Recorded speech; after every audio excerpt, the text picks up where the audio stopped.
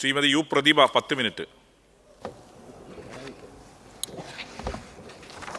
Sir, 2025 Kerala ധനകാര്യ bill subject കമ്മിറ്റിക്ക് പരിഗണനയ്ക്ക് അയക്കണമെന്ന ഉപക്ഷേപത്തെ പിന്തുണയ്ക്കുന്നു.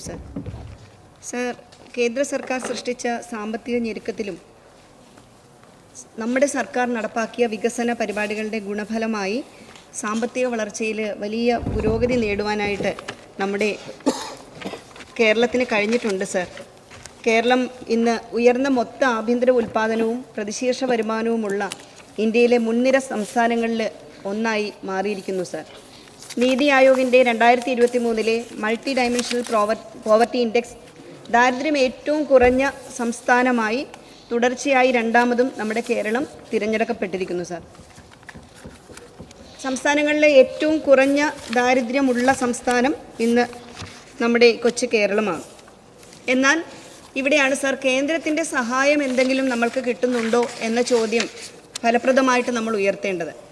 ഇന്ന് നിരവധിയായിട്ടുള്ള സമരങ്ങളും മറ്റും കേരളത്തിൽ നടക്കുമ്പോൾ ആ സമരത്തെ പോലും തെറ്റിദ്ധരിപ്പിക്കുന്ന തരത്തിലേക്ക് ചില രാഷ്ട്രീയ തൽപര കക്ഷികൾ, അതായത് വരുന്ന പഞ്ചായത്ത് തെരഞ്ഞെടുപ്പ് അല്ലെന്നുണ്ടെങ്കിൽ വരാൻ പോകുന്ന അസംബ്ലി തെരഞ്ഞെടുപ്പ് രാഷ്ട്രീയം മാത്രം ലക്ഷ്യമാക്കി പ്രവർത്തിക്കുന്ന ചില കക്ഷികൾ കേരളത്തിലുണ്ട്.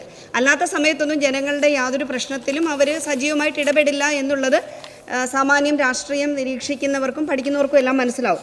ചിലപ്പോൾ ഈ കേന്ദ്രത്തിൻ്റെ അവഗണനയെക്കുറിച്ച് എന്തുകൊണ്ടാണെന്നറിയില്ല, ഇത്തരം ആളുകൾ പറയാറേയില്ല. പക്ഷേ വസ്തുതാപരമായുള്ള കാര്യങ്ങൾ ജനങ്ങളെ ബോധ്യപ്പെടുത്തേണ്ട ധാർമ്മികമായ ഉത്തരവാദിത്തപ്പെട്ട രാഷ്ട്രീയ പാർട്ടിയിൽ പ്രവർത്തിക്കുന്ന ഞങ്ങൾക്ക് എല്ലാവർക്കും ഉള്ളതുകൊണ്ട് അത് ജനങ്ങളോട് പറയേണ്ടതാണ്.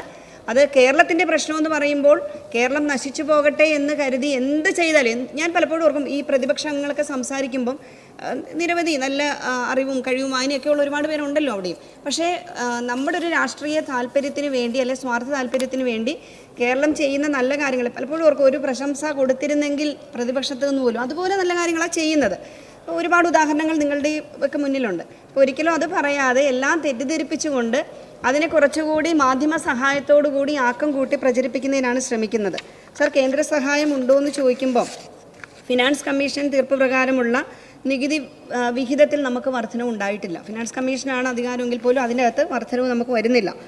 കേന്ദ്രം തരുന്ന ഗ്രാൻറ്റ് അത് കൂട്ടിയോ എന്ന് ചോദിച്ചാൽ ഉള്ളതുപോലും ഇല്ലാത്ത അവസ്ഥയിലേക്ക് വന്നിരിക്കുകയാണ്, അത് കുറവാണ്. കേന്ദ്രം തരുന്ന വായ്പയാണ് ഭീമമായിട്ടുള്ള ഒരു ഇടിവാണ് കേന്ദ്രം തരുന്ന വായ്പയിൽ വരുന്നത്. അപ്പോൾ സ്വാഭാവികമായിട്ടും സംസ്ഥാനത്തിൻ്റെ വരുമാന മാർഗങ്ങൾ ഒരു ഫെഡറൽ സംവിധാനത്തിൽ കിട്ടേണ്ടത് നമുക്ക് നഷ്ടപ്പെട്ടു പോയിരിക്കുകയാണ്. കേന്ദ്രം തരുന്ന വായ്പയിലെ ഇടിവ് മൂലം നമ്മുടെ പല കേന്ദ്രാവിഷ്കൃത പദ്ധതികളുടെ വിഹിതം നമ്മൾ പരിശോധിച്ചാൽ അതും വലിയ തരത്തിൽ കുറവ് വന്നിരിക്കുകയാണ്. വായ്പ പകുതിയായിട്ട് വെട്ടിക്കുറച്ചിരിക്കുന്നു. സാർ, അതായത് കേന്ദ്രം പിരിക്കുന്ന നികുതി ഇവിടുന്ന് പിരിച്ചുകൊണ്ടു പോകുന്ന നികുതി ബഹുമാനപ്പെട്ട ധനകാര്യ വകുപ്പ് മന്ത്രി തന്നെ പറഞ്ഞു, 1 രൂപ ഇവിടുന്ന് പിരിച്ചാൽ 25 പൈസ മാത്രമേ നമുക്ക് ലഭിക്കുന്നുള്ളൂ. കേന്ദ്രം പിരിക്കുന്ന നികുതിയിൽ 25% മാത്രമേ നമുക്ക് ലഭിക്കുന്നുള്ളൂ. എന്നാൽ ഇപ്പം UP പോലുള്ള സംസ്ഥാനങ്ങൾ, അതായത് BJP ഭരിക്കുന്ന സംസ്ഥാനങ്ങളിൽ പിരിക്കുന്ന നികുതിയിൽ 180% അവർക്ക് തന്നെ കൊടുക്കുന്ന ഒരവസ്ഥയുണ്ട്. ഇത്തരത്തിലുള്ള വലിയ വ്യത്യസ്തമായ സമീപനമാണ് കേന്ദ്രത്തിൻ്റെ ഭാഗത്ത് നിന്ന് വന്നിട്ടുള്ളത്. ഇപ്പോൾ പണ്ടാണെങ്കിൽ പ്ലാൻ ഉണ്ടായിരുന്നു, വ്യക്തമായ പ്ലാൻ ഉണ്ടായിരുന്നു, പ്ലാനിങ് ഉണ്ടായിരുന്നു. എന്നാൽ ഇന്ന് പ്ലാനിങ് കമ്മീഷനും പ്ലാനും ഇല്ലാതാണ് സാർ കേന്ദ്ര ഗവൺമെൻറ് മുന്നോട്ട് പോയിക്കൊണ്ടിരിക്കുന്നത്. BJP ഭരിക്കുന്ന സംസ്ഥാനങ്ങളിലാണെങ്കിൽ സ്പെഷ്യൽ പാക്കേജുകളുടെ ബഹളമാണ്. ഇപ്പം നമുക്കറിയാം വയനാട് പോലെയുള്ള ഏറ്റവും ദുരന്ത ബാധിതമായിട്ടുള്ള നമ്മുടെ ജില്ലകൾക്ക് പ്രത്യേക പാക്കേജ് പ്രഖ്യാപിക്കാനായിട്ട് നിരന്തരം ഇടപെട്ടിട്ട് പോലും മടിക്കുകയാണ് സാർ. അപ്പോൾ അതിനെ പറ്റിയിട്ട് പലപ്പോഴും പ്രതിപക്ഷത്തു നിന്ന് യാതൊരു ആശങ്കയോ ആക്ഷേപമോ വിഷമോ, കാരണം കേന്ദ്രത്തിലേക്ക് കേരളത്തിൽ നിന്ന് പോയിരിക്കുന്ന ബഹുഭൂരിപക്ഷം MP-മാരും കോൺഗ്രസ് MP-മാരാണ് സാർ. അവർ ചില ഷോ ഓഫ് പ്രവർത്തനങ്ങളൊക്കെ മാത്രമാണ് സാർ. അതല്ല പാർലമെൻറ്റ് പ്രവർത്തനം എന്ന് വെച്ചാൽ ഷോ ഓഫ് പ്രവർത്തനമല്ല. അർഹതപ്പെട്ട ആനുകൂല്യങ്ങൾ കൃത്യമായി അവരവരുടെ സംസ്ഥാനങ്ങൾക്ക് നേടിത്തരാൻ വേണ്ടിയിട്ടുള്ള ആത്മാർത്ഥമായ പ്രവർത്തനമാണ്. പക്ഷേ അതിൽ ചെയ്യുന്നില്ല. BJP ഭരിക്കുന്ന സംസ്ഥാനങ്ങൾക്ക് പ്രത്യേകമായ ആനുകൂല്യങ്ങൾ കൊടുക്കുമ്പോൾ പോലും കേരളത്തിന് പ്രത്യേക പാക്കേജ് പ്രഖ്യാപിക്കാത്തതിൽ ഇവിടെ നിന്ന് കേന്ദ്രത്തിലേക്ക് പോയിട്ടുള്ള MP-മാർക്ക് വേദനയോ വേവലാതിയോ ഇല്ല എന്നുള്ളത് ഞാൻ പലപ്പോഴും ആശങ്കപ്പെടുന്നൊരു അതിശയിച്ചു പോകുന്നൊരു കാര്യം. ഇവർക്ക് മോണിറ്ററും ചെയ്യുന്നില്ല. ഇവരൊരു പ്രവർത്തനം മണ്ഡലത്തിലോ അല്ലെങ്കിൽ നടത്തിയില്ലെങ്കിൽ ഇവരെ ആരും മോണിറ്റർ ചെയ്യുന്നില്ല. പലപ്പോഴും രാഷ്ട്രീയപരമായിട്ട് ഏറ്റവും കൂടുതൽ പ്രവർത്തിക്കുന്ന, കൃത്യമായും സത്യസന്ധമായും പ്രവർത്തിക്കുന്നവർക്കെതിരെയാണ് പലപ്പോഴും വാർത്തകളും മാധ്യമങ്ങളും വാർത്താമാധ്യമങ്ങളും ഒക്കെ ജനശ്രദ്ധ തിരിച്ചുവിടുന്ന തരത്തിലേക്കുള്ള വാർത്തകൾ പോലും കൊടുക്കുന്നത് എന്ന ഒരു ദൗർഭാഗ്യകരമായ ചില അവസ്ഥകൾ കൂടി നമ്മുടെ നാട്ടിൽ വരുന്നുണ്ട് സാർ.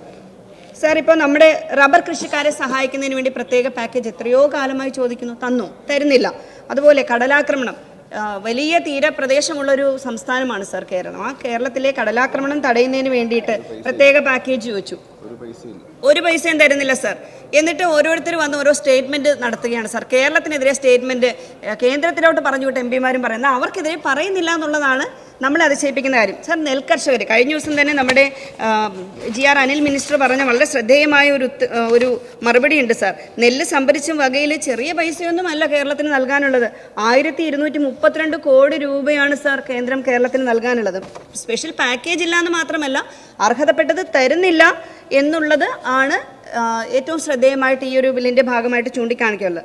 എന്നാൽ സാർ, അഭിമാനത്തോടെ പറയട്ടെ, നമ്മൾ കിഫ്ബി കൊണ്ടുവന്നപ്പോൾ വലിയ തരത്തിലുള്ള അപമാനകരമായിട്ടുള്ള സ്റ്റേറ്റ്മെൻ്റ് ആണ് സാർ പലപ്പോഴും പ്രതിപക്ഷത്തിൻ്റെ ഭാഗത്ത് നിന്ന് അന്ന് വന്നത്. ഞാൻ എന്നാൽ ഈ സഭയിലുണ്ട്.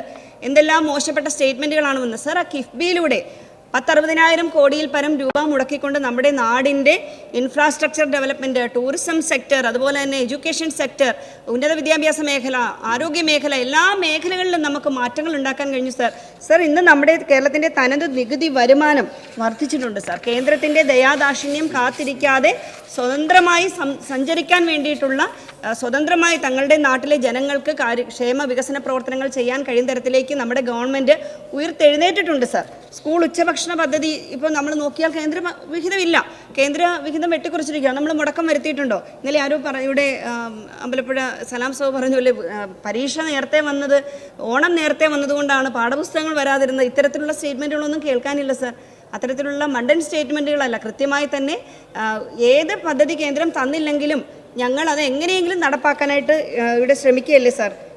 നെല്ല് സംഭരണത്തിൽ ഞാൻ നേരത്തെ പറഞ്ഞു കേന്ദ്ര വിഹിതം തന്നില്ല, പക്ഷേ സംസ്ഥാനം അഡ്വാൻസ് ആയിട്ട് തന്നെ ആ പണം കൊടുക്കാൻ. പക്ഷേ സമരം എങ്ങനെയാണ്? സംസ്ഥാനം കൊടുക്കുന്നില്ല എന്ന് പറയുന്നത്, അവിടെ പോലും ഒരു വാക്ക് കേന്ദ്രം തരുന്നില്ല എന്ന് പറയുന്നില്ല.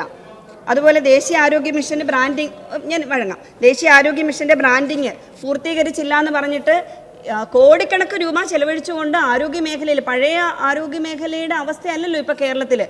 ബഹുമാനിയായിട്ടുള്ള മുൻ ആരോഗ്യവകുപ്പ് മന്ത്രി, ഇപ്പോഴത്തെ ആരോഗ്യവകുപ്പ് മന്ത്രി, അവർ തുടർച്ചയായിട്ട് ചെയ്തു വരുന്ന കാര്യങ്ങൾ സാർ, ഏറ്റവും ശ്രദ്ധേയമായ ക്ഷേമ പ്രവർത്തനങ്ങൾ നടക്കുന്നതാണ് സാർ ആരോഗ്യ മേഖലയിൽ. അപ്പോൾ അവിടെ ആ ബ്രാൻഡിങ് ഇല്ല എന്ന് പറഞ്ഞ് NHMൻ്റെ പണം പിടിച്ചു വെച്ചിട്ട് സാർ തരാനുള്ള തരുന്നുമില്ല, അനാവശ്യമായ കാര്യങ്ങൾ പറഞ്ഞുകൊണ്ട് തന്നെ നമ്മളുടെ വിഹിതങ്ങൾ പിടിച്ചു വെക്കുന്ന ഒരവസ്ഥ കൂടിയുണ്ട്. എന്നാൽ ഈ കേന്ദ്രത്തിൽ നിന്ന് അർഹമായ വിഹിതം ചോദിച്ചു വാങ്ങാനായിട്ട് ഒരു തരത്തിലുമുള്ള യാതൊരു സമീപനവും ഇവിടെ നിന്ന് പോയിട്ടുള്ള MPമാരുടെ ഭാഗത്തു നിന്ന് വരുന്നില്ല സാർ. സാർ, ഈ സാമ്പത്തിക ബാധ്യതയ്ക്കിടയിൽ അല്ലെങ്കിൽ ഇത്തരം ബുദ്ധിമുട്ടുകൾക്കിടയിലാണ് ഏകദേശം 4,31,488 വീടുകൾ, ചെറിയ കാര്യമാണോ? അത്രയും വീടുകളാണ് നമ്മളിപ്പോൾ ചെയ്തു കൊടുത്തിരിക്കുന്നത്. അവിടെ ഒന്ന് പരിശോധിച്ച് നോക്കിയാൽ 1016 കോടി രൂപയാണ് നമ്മുടെ സംസ്ഥാന സർക്കാർ ഈ മേഖലയിലേക്ക് മാറ്റിവെച്ചത് വീടുകൾക്ക് വേണ്ടി. പക്ഷേ അവിടെ കേന്ദ്ര വിഹിതം തന്നത് വളരെ ചുരുങ്ങി 589 കോടി രൂപ മാത്രമാണ് നമ്മൾക്ക് തന്നത്. അത്ര 18,000 കോടി, ക്ഷമിക്കണം, 18,000 കോടി രൂപ നമ്മൾ മാറ്റി വെച്ചപ്പോൾ നമുക്ക് തന്നത് 589 കോടി രൂപ മാത്രമാണ് സാർ കേന്ദ്രത്തിൻ്റെ ഭാഗത്തു നിന്ന്. അപ്പോൾ അത്തരത്തിൽ ഞാനൊരു ഉദാഹരണം മാത്രം പറഞ്ഞാണ്. ഇപ്പം നെല്ല് സംഭരണത്തിലാണെങ്കിലൊക്കെ കോടിക്കണക്ക് രൂപയുടെ, 10,000 കോടിക്കണക്ക് രൂപയുടെ വ്യത്യാസമാണ് ഇവിടെ നമ്മൾക്ക് വന്നുകൊണ്ടിരിക്കുന്നത് എന്നുള്ളതാണ് ഏറ്റവും ശ്രദ്ധേയമായിട്ട് പറയാനുള്ളത് സാർ. എങ്കിലും കേരളം തളരില്ല. നമ്മൾ തനത് നികുതി വരുമാനം വർദ്ധിപ്പിക്കുന്നതിന് വേണ്ടി ധാരാളമായിട്ടുള്ള കാര്യങ്ങൾ നടപ്പാക്കുന്നുണ്ട് സാർ. അതുകൊണ്ട് തന്നെ സംസ്ഥാനത്തിൻ്റെ നികുതി വരുമാനം 2020-21 സാമ്പത്തിക വർഷത്തിൽ 47,660 കോടി രൂപയായിരുന്നത് 21-22 71,968 കോടിയാക്കി നമുക്ക് വർദ്ധിപ്പിക്കാനായിട്ട് കഴിഞ്ഞിട്ടുണ്ട് സാർ. അതുപോലെ തന്നെ ഇതോടെ ബഹുമാനപ്പെട്ട ധനകാര്യ വകുപ്പ് മന്ത്രി പറഞ്ഞതുപോലെ judicial court fees, gallonage fees, സ്വന്തമായി വൈദ്യുതി ഉൽപ്പാദിപ്പിച്ച് ഉപയോഗിക്കുന്ന ഉപഭോക്താക്കൾക്ക് വൈദ്യുതി തീരുവ, അതിൻ്റെയൊക്കെ പരിഷ്കരണത്തിലൂടെ തനത് നികുതി വരുമാനം വർദ്ധിപ്പിക്കാനായിട്ട് ശ്രമിക്കുന്നുണ്ട് സാർ. ഒരു സജഷൻ കൂടി പറയുകയാണ് സാർ. ആഡംബര വിവാഹം, നമ്മുടെ നാട്ടിൽ ധാരാളം ആഡംബര വിവാഹങ്ങൾ നടക്കുന്നുണ്ട് സാർ. അത്തരത്തിൽ ഈ ആഡംബര വിവാഹമൊക്കെ വരുമ്പോൾ കൃത്യമായി തന്നെ ഒരു നല്ല നികുതി, പൈസ ഉള്ളവരല്ലേ സാർ, അവരും നമുക്ക് പൈസ വാങ്ങാൻ ശ്രമിക്കാം. അത്തരത്തിൽ പണം വാങ്ങാനായിട്ട് അതുപോലെയുള്ള ആഡംബര കാര്യങ്ങളിലൊക്കെ നികുതി വാങ്ങാൻ വേണ്ടിയിട്ടുള്ളൊരു പരിശ്രമം നടത്തണമെന്ന് അഭ്യർത്ഥിക്കുകയാണ് സാർ.